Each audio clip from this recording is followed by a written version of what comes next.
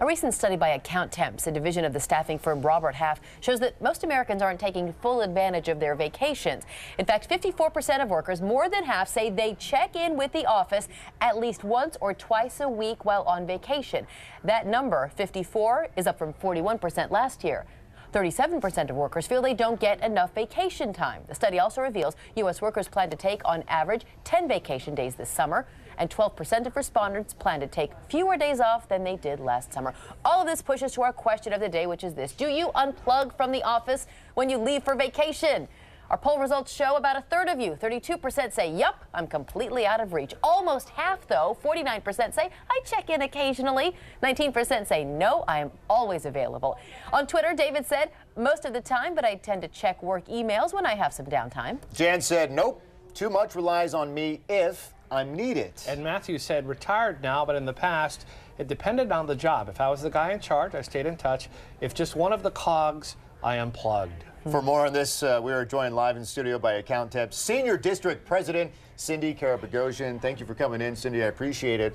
54%, that's just a lot higher than I thought. Obviously, the jump from 41%. The question is why? Why so many people? I guess if I were to guess, it would be I'm afraid of getting fired.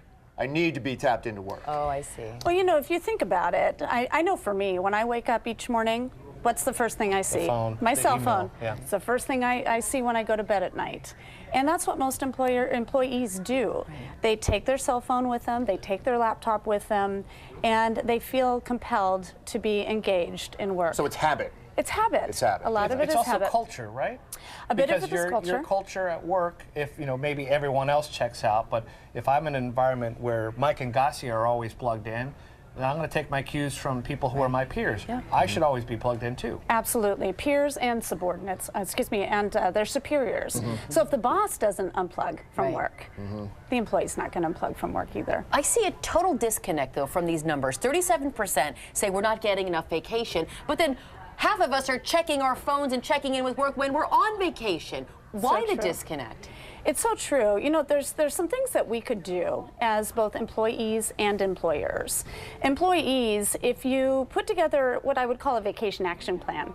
So before you go on vacation, let your peers know what you're going to be doing, when you're going to be engaged, when you won't be engaged. That's like the last thing I want to do. I'm going to be here and there. You can reach me at any time.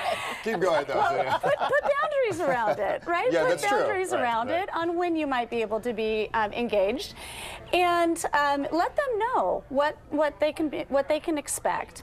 You know, another thing that happens quite a bit with employees is they forget to put their vacation on their employer's calendar.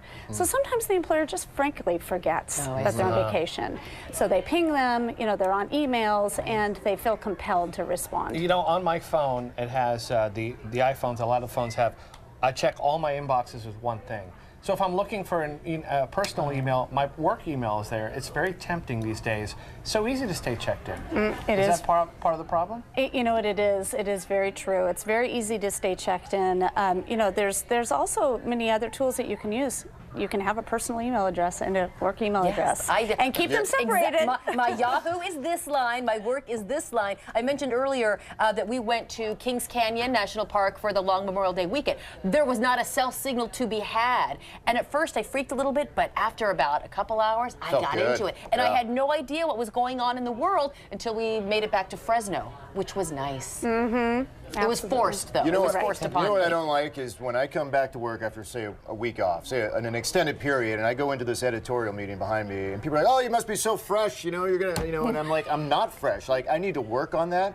You know, do you have any advice for re-entering, really like re-entering after back. being unplugged? Okay. Yeah. You know, absolutely. I would set a meeting with your boss as soon as you get back to debrief on what happened. It will get you up to speed much quicker, and it will make you feel like you haven't missed a beat while you were gone. It is really important that you unplug while you're on vacation because it helps your productivity go up. You know, I was just recently at the San Francisco Business Times Best Places to Work event, and one of the some of the best places to work, what they're offering now is unlimited CTO. or unlimited vacation. And the reality is not everybody's going to take all that Right. time. Right. But having the ability to do it and having the flexibility to do it, frankly, as an employer, is something that we need to do to attract the best talent in the market. I like that idea. Our boss's office is on the second floor, south northwest corridor, so go and pitch that. Thank you so much. Cindy Karapagosian, thank you for joining Tell us her today. Gasia Thank you made for- you. Yeah, right. Thank Tell you her for I letting sent me you.